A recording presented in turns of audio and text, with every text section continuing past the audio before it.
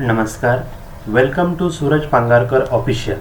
दोस्तों, आज हम नॉर्मल डिस्ट्रीब्यूशन कर्व और स्क्यू कर्व के बारे में आज हम पढ़ने वाले हैं।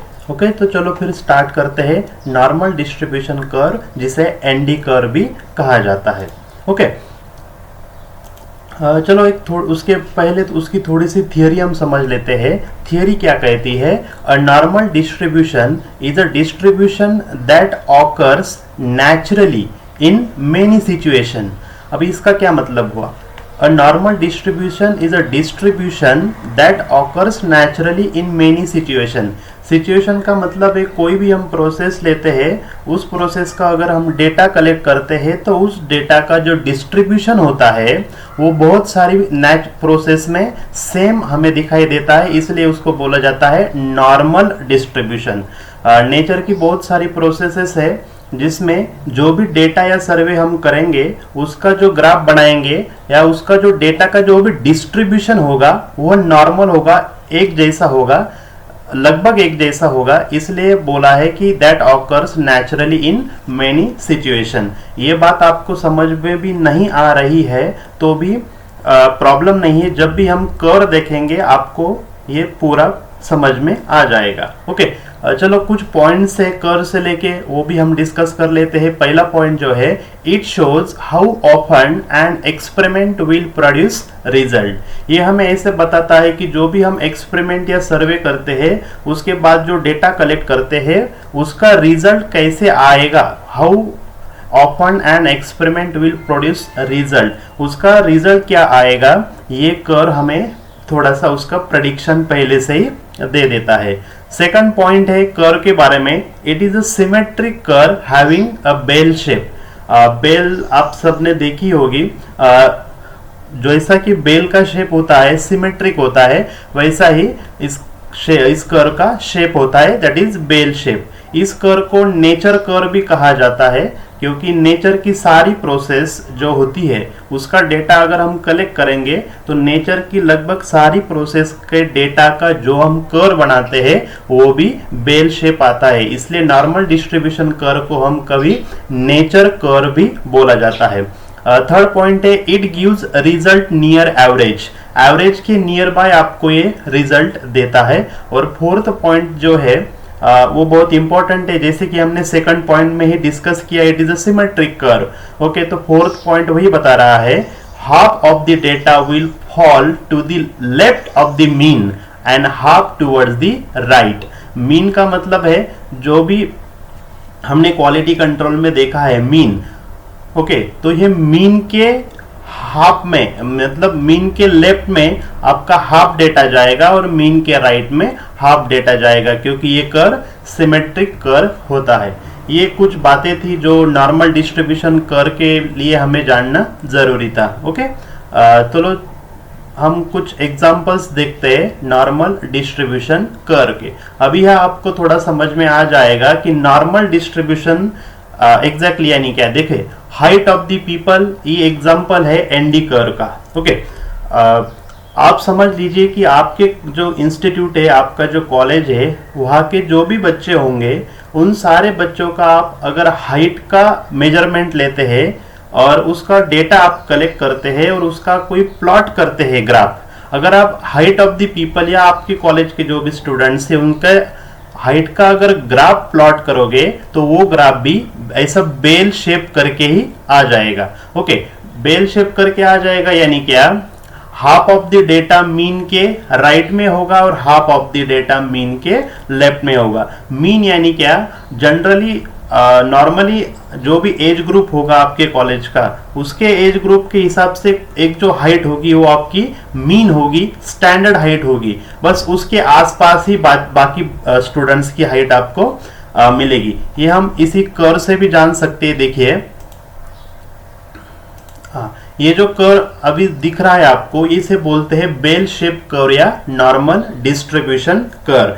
चलो वही एग्जांपल हम लेते हैं। देखिए, यहाँ सेंटर में अगर हम एक लाइन ड्रॉ कर लेंगे, जैसे कि मैं यहाँ पॉइंटर से दिखा रहा हूँ, तो ये जो होगी वो आपकी मीन वैल्यू होगी हाइट की, और बहुत सारे बच्चों की जो हाइट होंगी वो इस मीन के आसपास ही होंगी।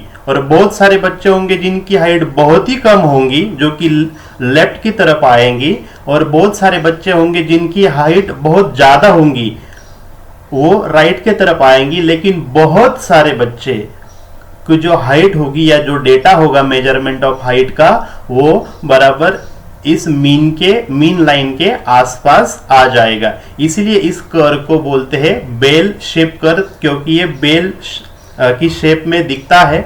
ओके, और बहुत सारे नेचर के जो एग्जांपल्स है वो बेल शेप कर्व भी दिखाते हैं, जैसे कि मेजरमेंट ऑफ एरर्स हो गया, ब्लड प्रेशर हो गया। ये भी आप जानते हैं ब्लड प्रेशर एक मीन वैल्यू होती है, जनरल पब्लिक का ब्लड प्रेशर उसी के आसपास होता है, लेकिन बहुत सारे लोगों का मीन के आसपास होता है, और बहुत कम होंगे जिनका बहुत कम होगा, और बहुत कम ऐसे लोग होंगे जिनका बहुत ज्यादा होगा। बाकी सभी लोगों का मीन के आसपास ही रहेगा। Points on the test, IQ score, salaries, ये सभी एग्जांपल्स है एनडी कर्व के। ओके, अब हम एक एग्जांपल लेंगे, उसके हिसाब से हम समझने का प्रयास करेंगे कि एनडी कर्व एक्चुअली होता क्या है। देखिए, let's consider the marks of students from your institute.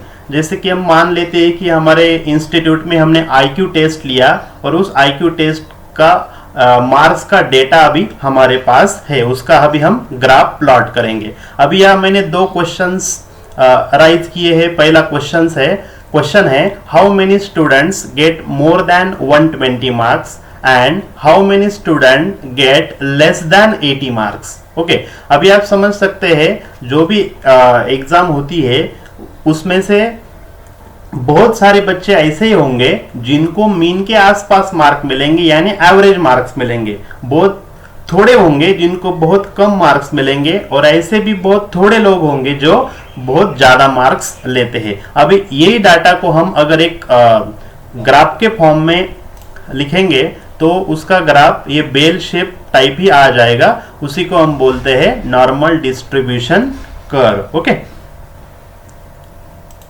देखिए अभी हमने एक डेटा प्लॉट किया, वही जो भी IQ टेस्ट हमने अभी कॉलेज में लिया उसका डेटा हमारे पास है, स्टूडेंट्स के मार्क्स हमारे पास है। अभी हम मान लेते हैं कि ये जो ग्राफ है उसका जो सेंटर लाइन है मीन, ये मीन यानी हमारे 100 मार्क्स हो गए। अभी हम मान लेते हैं कि ये जो सेंटर लाइन है वो हो गया हमारा 100 मार्क्स। ओके, अभी आपको पता है जो जितने भी स्टूडेंट्स कॉलेज में होंगे बहुत से बच्चों को 100 मार्क्स मिल सकते हैं, लेकिन सभी को तो 100 नहीं मिलेंगे, बराबर है, सभी को 100 नहीं मिल सकते। तो क्या होगा, बहुत सारे बच्चे ऐसे होंगे कि उनको 100 से या तो ज्यादा मार्क्स है या 100 से थोड़े कम मार्क्स है। अभी हम मान लेते हैं, चलो अभी मान लेते हैं कि एक ग्रुप हम बना लेते हैं। चलो देखिए, ये 100 था हमारा मीन वैल्यू था, ये हमेशा याद रखना ये मीन वैल्यू है जो हमने ही निकाला है पूरे स्टूडेंट्स के मार्क्स से। ये 100 हमारा मीन वैल्यू हो गया, और उसमें हम एक +20 कर देते हैं, यहाँ आ गया 120, थोड़ा माइनस कर देते हैं 20 तो आ गया 80। तो आप अगर सभी बच्चों के मार्क्स को डेटा को अगर रिवाइज करते हैं या इस ग्राफिकल फॉर्म में टैबुलेट करते हैं तो आप आपको ये देखने को मिलेगा कि 80 से 120 तक यानी 80 से 120 तक इतने स्टूडेंट्स होंगे कि जिनको 80 से 120 मार्क होंगे, वो स्टूडेंट्स होंगे 68.26%। क्योंकि हमने पहले देखा था कि ये नॉर्मल प्रोसेस है स्टूडेंट्स का एग्जाम और उनके मार्क्स, तो उसका ग्राफ ऐसे ही प्लॉट होगा। ओके, यानी क्या 100 से हम डेविएट होंगे यहां तक 120 तक, और 100 से माइनस में डेविएट होंगे 80 तक, यानी 80 से लेकर 120 तक जितने भी स्टूडेंट्स होंगे वह टोटल स्टूडेंट्स के 68.26% होंगे। यानी टोटल स्टूडेंट में से लगभग 68% स्टूडेंट्स को 80 से 120 के बीच में मार्क्स मिलने वाले हैं। ओके, ये जो पूरा एरिया होगा वो होगा अबाउट 68.26। ओके, चलो हम अभी थोड़ा रेंज और बढ़ा देते हैं। जैसे कि मैंने यह थोड़ा रेंज बढ़ा दिया। देखिए मान लेते हैं अभी यह 100 है, और इधर 110 है और यहाँ 120 है। ओके, यहाँ 90 कर दिया मैंने, 10 में से कम आ गया और यहाँ 80 हो गया। ये और दो लिमिट्स हमने इधर डाल दिए हैं, जैसे कि यहाँ हो गया ये पहला डेविएशन, ये हो गया दूसरा डेविएशन, जैसे दोनों तरफ मीन वैल्यू के। ओके, तो पहले में हमने देखा कि 68.26% स्टूडेंट्स को इतने मार्क्स मिलेंगे जिसने 90 से ज्यादा और 110 से कम। ओके, अभी मान लेते हैं चलो 80 से 120 तक, और हमने उसको बढ़ा दिया है। अभी जब भी हम 80 से 120 तक का एरिया अगर ले लेंगे इस ग्राफ का, देखिए ये जो ग्राफ है यहाँ से लोग पूरा जो एरिया मैंने जो पॉइंटर से दिखाया है वो पूरा एरिया 80 से 120 तक हो जाता है 95.46, यानी 80 से 120 तक जिनको भी मार्क्स मिलेंगे वो टोटल पॉपुलेशन या टोटल स्टूडेंट्स होंगे 95%। लगभग 95% स्टूडेंट ऐसे होंगे जिनको 80 से 120 तक मार्क्स मिले हैं। ओके, और तीसरी जो हमारा डेविएशन है, जैसे कि अभी हम मान लेते हैं, देखो और हमने इधर से बढ़ा दिया 10 से, ये हो गया इधर 70 और इधर हो गया 130। अभी आपको सबको पता है कि इसमें से बहुत कम लोग होंगे जिनको बहुत कम मार्क्स मिले हैं, और इधर भी बहुत ज्यादा मार्क्स वाले भी लोग कम होंगे। लेकिन अगर हम 70 से लेकर 130 तक का रेंज अगर लेते हैं, 70 मार्क्स से 130 तक, तो ये लोग होते हैं टोटल 99.73। लगभग 99% स्टूडेंट्स को 70 से लेकर 130 तक मार्क्स मिलने वाले हैं।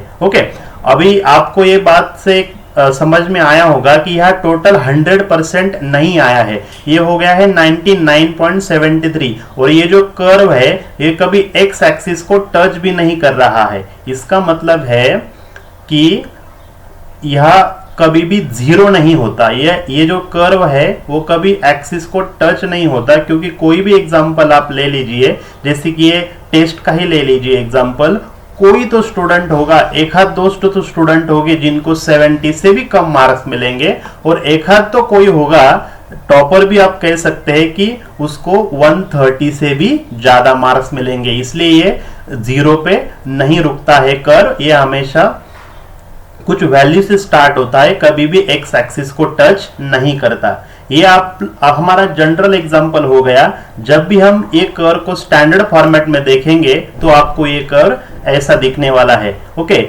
जो हो गया हमारा नॉर्मल डिस्ट्रीब्यूशन कर्व हो गया, ये एक्स बार जो है वो हो गया हमारा मीन वैल्यू, ये +1 जो है वो हो गया हमारा स्टैंडर्ड डेविएशन। ओके, एक्स बार +1 और इधर -1, ये हो गया हमारा स्टैंडर्ड डेविएशन। इस स्टैंडर्ड डेविएशन में टोटल पॉपुलेशन आता है 68.26%। ओके, एक्स बार से लेके सेकंड डेविएशन है +2 और इधर -2, इसे सिग्मा से भी डिनोट किया जाता है, जैसे कि 1 सिग्मा, 2 सिग्मा, 3 सिग्मा, और इधर -1 sigma, 2 sigma, -2 sigma and -3 sigma. अभी हमको पता है कि जब भी हमारा प्रोसेस 2 सिग्मा होता है, 2 सिग्मा यानी क्या, -1 से लेकर +1 तक। ओके, हमारा प्रोसेस जब भी 2 सिग्मा होता है तो हमारा टोटल एक्सेप्टेंस नंबर होता है 68.26% ऑफ टोटल पॉपुलेशन, और जब भी हमारा प्रोसेस 6 सिग्मा होता है वो होता है 99.73%। यही होता है हमारा एनडी कर्व। ओके, ये हमारा जो अभी स्क्रीन पे आप जो देख रहे हैं वो है हमारा स्टैंडर्ड नॉर्मल डिस्ट्रीब्यूशन कर्व, जिसमें एक सेंटर पे कोई तो मीन वैल्यू होगी और उसके बाद +1 सिग्मा, 2 सिग्मा और 3 सिग्मा तक, और वैसे ही -3 सिग्मा तक उसके स्टैंडर्ड डेविएशंस होंगे, और उस स्टैंडर्ड डेविएशन के स्टैंडर्ड एरियाज भी होंगे। यही जो कर्व है वो हम नेचर की कौन सी भी प्रोसेस में अप्लाई कर सकते हैं। ओके, कोई भी एग्जांपल आप ले लीजिएगा तो आपको यही दिखेगा कि बहुत सारी जो पॉपुलेशन है वो एक्स बार के आसपास ही होंगी, और बहुत कम जो होंगी वो -3 सिग्मा तक होंगी या +3 सिग्मा तक होंगी, लेकिन -3 सिग्मा से +3 सिग्मा तक का अगर पूरा एरिया हम ले लेते हैं तो वो लगभग 99% हो जाता है। ओके, अभी हम समझते हैं कि स्क्यू कर्व क्या होता है। अभी जो हमने कर्व देखा वो है स्टैंडर्ड कर्व। स्टैंडर्ड का मतलब क्या हो गया, वो नेचर की जो भी प्रोसेस होंगी वैसे ही वो बिहेव करता है, just like a bell shape, अभी जो हमने पढ़ा।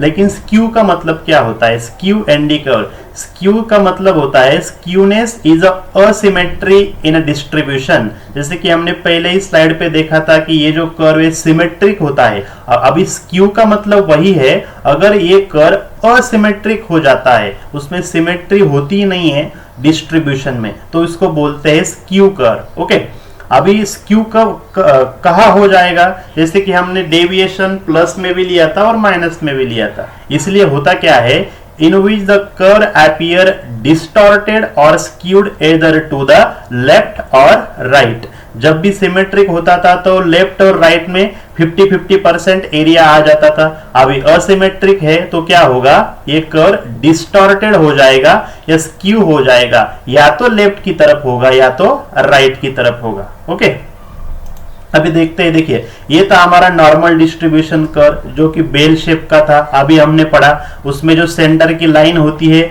उसको मैंने कहा था एक्स बार यानी मीन। अभी हमेशा याद रखें कि जब नॉर्मल डिस्ट्रीब्यूशन होता है तो मीन, ये मीडियन और मोड, ये तीनों की वैल्यू सेम होती है। Mean is equal to median is equal to mode. Okay, जो कब होता है ऐसी सिचुएशन, जब भी कर्व हमारा नॉर्मल डिस्ट्रीब्यूशन होता है। ओके, चलो हम समझ लेते हैं कि अभी पॉजिटिव स्क्यूनेस क्या होता है। ओके, पॉजिटिव स्क्यूनेस यानी जैसे कि आप यहाँ डायग्राम देख रहे हैं, देखिए ये जो डायग्राम है वो आप देख रहे हैं कि राइट साइड पे ज्यादा डिस्टॉर्ट हो गई है, ये पूरी राइट साइड पे ज्यादा स्क्यू हो गया है, ये सिमेट्रिक कर्व नहीं है। जब भी हम लेफ्ट से स्टार्ट करेंगे तो ऊपर के टिप तक ये करेक्ट आया है, लेकिन जब भी हम राइट की तरफ जाएंगे ये क्या होता है, फ्लैट होते जा रहा है या लॉन्गर होते जा रहा है। जैसे कि इधर हमने स्टेटमेंट भी किया है, positive skewness means when the tail on the right side of the distribution is longer और फ्लैटर। ये राइट साइड का जो पोर्शन है या तो ये फ्लैटर हो जाएगा या लॉन्गर हो जाएगा। ऐसी सिचुएशन जब आती है तो उसको बोलते हैं पॉजिटिव स्क्यूनेस। और पॉजिटिव स्क्यूनेस में mean is greater than median is greater than mode. अभी ये जो डॉटेड लाइन मैंने यहाँ ड्रॉ किया है वो है हमारा मीन, उससे भी ओके, ये हो गया हमारा मीन हो गया, ये हो गया हमारा मीडियन और ये हो गया हमारा मोड। ओके, आप इधर देख सकते हैं कि मीन सबसे ज्यादा है, उसके बाद मीडियन है और उसके बाद मोड है। ये कंडीशन आपको हमेशा ध्यान में रखनी है पॉजिटिव स्क्यूनेस के लिए। ओके, इसके अपोजिट होगा हमारा निगेटिव स्क्यूनेस। निगेटिव स्क्यूनेस यानी क्या, जैसे कि हमने कहा कि टेल जो है अगर अभी हमारी लेफ्ट साइड में अगर लॉन्गर या फ्लैटर होती जा रही है तो उसको बोलेंगे हम negative skewness. Negative skewness is when the tail of the left side of the distribution is longer और फ्लैटर। देखिए ये जो लेफ्ट साइड का जो पोर्शन है कर्व का वो फ्लैटर या लॉन्गर होते जा रहा है, इसको बोलते हैं हम निगेटिव स्क्यूनेस। और निगेटिव स्क्यूनेस में जो मीन होता है is less than median and less than mode. देखिए इधर हमारा जो डॉटेड लाइन रेड कलर से बनाया है वो है मीन, इसके बाद है मीडियन, उसके बाद है मोड। ये इंपॉर्टेंट कंडीशन है, mean is less than median less than mode. Okay, ये हो गया हमारा पॉजिटिव और निगेटिव स्क्यूनेस। अभी कुछ पॉइंट्स है कैरेक्टरिस्टिक्स ऑफ एनडी कर्व। अभी आपको सब पता चल गया है कि क्या कैरेक्टरिस्टिक होनी चाहिए कर्व की। सबसे पहली बात है एनडी कर्व जो होते हैं वो सिमेट्रिक अबाउट इट्स मीन, ये सिमेट्रिक होते हैं जनरली नेचुरली। अगर उसमें कुछ स्क्यूनेस आया तो उसे पॉजिटिव स्क्यू या निगेटिव स्क्यू कहा जाता है, जनरली वो सिमेट्रिक ही होते हैं। दूसरे जो कैरेक्टरिस्टिक्स है वो है ये हमेशा बेल शेप में ही होता है। उसके बाद it is defined by X bar and sigma. X bar यानी मीन और सिग्मा यानी डेविएशन, जैसे कि हमने देखा था। Theoretically it is plus minus infinity. Theoretically ये प्लस माइनस इंफिनिटी होता है, लेकिन प्रैक्टिकली हम उसको x बार प्लस माइनस 3 सिग्मा, अभी हमने जो पढ़ा +1 सिग्मा +2 +3 और -1 -2 -3, प्रैक्टिकली हम इसको -3 सिग्मा तक ही कंसिडर करते हैं, क्योंकि जब भी प्रोसेस -3 से +3 तक आ जाती है तो उस समय हमारे पास 99% ऑफ एरिया टोटली कवर हो जाता है। ये कुछ कैरेक्टरिस्टिक्स थी एनडी कर्व की। ओके, थैंक यू, धन्यवाद।